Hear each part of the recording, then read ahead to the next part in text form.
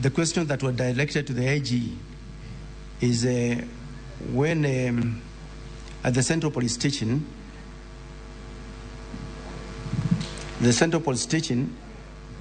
Albert was booked again alone in the cell. And I have answered that question there before. I have answered the question. IG, can you repeat your response to that question so that it's clear? My response to that question, I have indicated that why he was booked in that cell alone, it is something that we need the investigating team to also let us know, because there are a number of cells that are at the Central Police Station. And now, at that particular time, I don't have the figures of those who are actually under the custody of those cells. But in the investigation, in the course of the investigations, we are going to get out the answers very, very clearly, Honorable Speaker.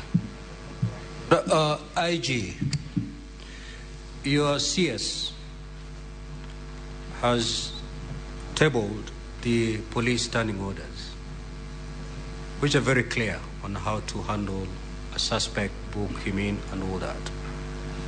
Under what circumstances, and that is what the senators would wish to know, under what circumstances can a suspect be put in a solitary confinement?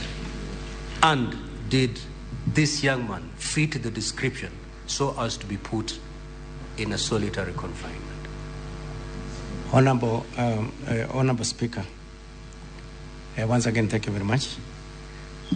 The CS have actually tabled the standard operating procedures through which the procedure that the police follow actually when someone is being placed in the cells, somebody has been arrested, brought in, the recording of the OBs, the recording actually in the cell register, and the number of even those suspects that are held in a particular cell is also very clear.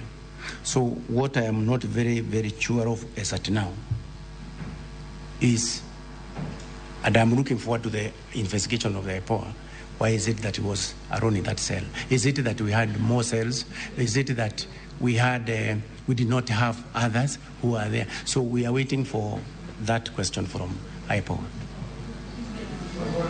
Proceed, IG.